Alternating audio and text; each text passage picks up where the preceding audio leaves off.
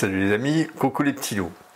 Dans ce dossier Nikon réglage, nous allons aborder le module 2 concernant la molette MASP pour le Z6 et je vais parler aussi du Z50 parce que bon, pendant que j'y suis, allez, on fait d'une pierre deux coups. Bon, j'espère que vous avez vu la vidéo dièse 584, les prérequis pour les modules. Le postulat est toujours de connaître son boîtier ou savoir chercher les infos sur le site de Nikon. C'est toujours d'actualité. Alors, pour connaître la terminologie des vidéos futures, voilà, je vous indique de quoi il en retourne. Donc il y aura dossier Nikon, les réglages, ou dossier Nikon, les objectifs.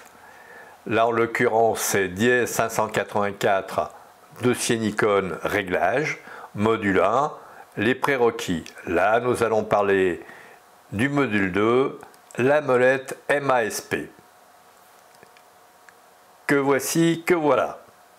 Donc dans cette vidéo, nous allons parler de la molette MASP et plus particulièrement de la position verte que certains débutants affectionnent et que d'autres ignorent. C'est pas gentil ça. Normalement, quand la molette est sur la position verte, en auto, l'appareil se débrouille tout seul pour vous offrir les meilleurs réglages possibles. Certains pensent que l'on ne peut plus rien faire au niveau de ce réglage. Grave erreur. Imaginons vous êtes pressé. Vous êtes sur un site où d'habitude vous faites des super photos et à peine arrivé, vous avez déjà des sujets qui s'offrent sous vos yeux. Eh bien, avec la molette sur le point vert, vous allez pouvoir sortir votre appareil photo et shooter immédiatement. C'est donc très utile de pouvoir utiliser ce mode auto.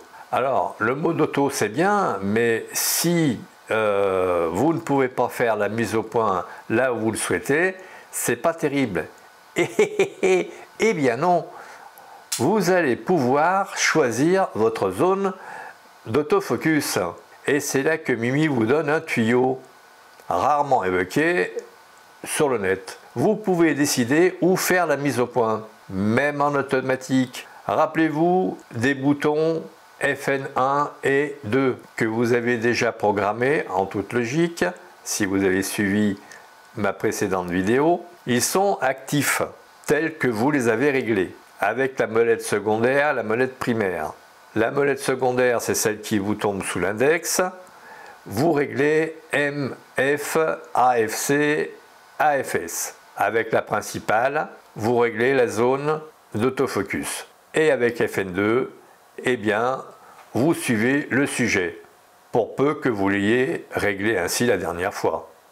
C'est-il pas cool ça? Bon, vous ne choisissez ni votre vitesse, ni votre diaph, mais bon, vous êtes opérationnel de suite, sans avoir d'état d'âme à vous demander quel automatisme vous allez choisir. Attention toutefois, quand vous éteignez votre boîtier, même si vous étiez en AFC, il va repasser en AFS quand on va le rallumer. Donc faites attention sur ce point. Alors le mode A, c'est le mode aperture, donc ouverture. Le mode S, c'est pour speed, la vitesse, priorité vitesse. Le mode M, je n'en parle pas, c'est trop laxiste pour moi. On peut faire trop n'importe quoi avec sans filet. Donc, c'est pas ma tasse de thé. Vous l'avez déjà compris. Le mode P, c'est le mode programme qui vous donne le choix à tous les réglages en même temps, puisque en fait les réglages sont des vases communicants, hein. Vous augmentez la vitesse, vous diminuez le diaphragme, vous augmentez le diaphragme, vous diminuez la vitesse. Donc en mode programme, la seule chose dont vous faites l'économie, c'est les tiers de vitesse, les tiers de diaphragme. On n'est qu'au demi, mais bon, un demi c'est bien aussi, hein, quand on a soif. Alors, quant au UF1, 2 et 3. Eh bien, c'est comme les boutons de fonction FN1, FN2. Par exemple, vous réglez votre boîtier sur le 4 millième ou le 8 millième ou la vitesse la plus rapide que vous possédiez sur votre boîtier. Vous mettez une zone autofocus, par exemple le suivi du sujet, et vous allez sur la clé à molette, menu de configuration, enregistrer les réglages et vous choisissez U1, U2 ou U3. Et lorsque vous aurez à ressortir ces réglages-là, eh bien, vous vous mettez sur la position sur laquelle vous avez réglé vos réglages préférés.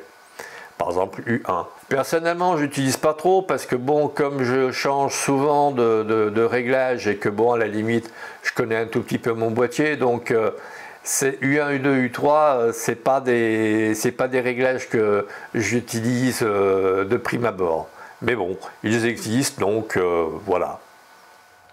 Alors, pour le Z50, on va dire que j'utilise un format différent, de façon à ce que y ait une coupure entre les deux. Alors, le Z50, c'est pareil, il n'y a que deux touches de fonction, U1, U2.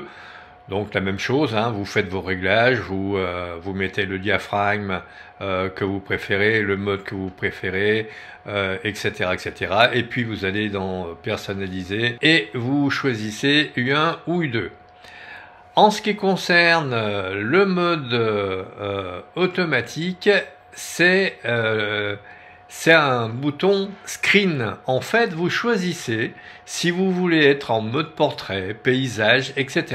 Je trouve ça assez sympa parce que bon, les réglages sont légèrement différents dans le viseur, tout du moins, et cela vous permet de très rapidement de passer d'un mode à un autre. Voilà, tout simplement. Donc la prochaine fois, je pense que nous allons parler de tous les boutons qui sont autour du déclencheur. Et nous aborderons après encore les boutons qui sont en façade pour attaquer ensuite les menus. Sur ce les amis, je vous laisse, continuez à faire de belles photos et je vous dis à très vite dans une prochaine vidéo.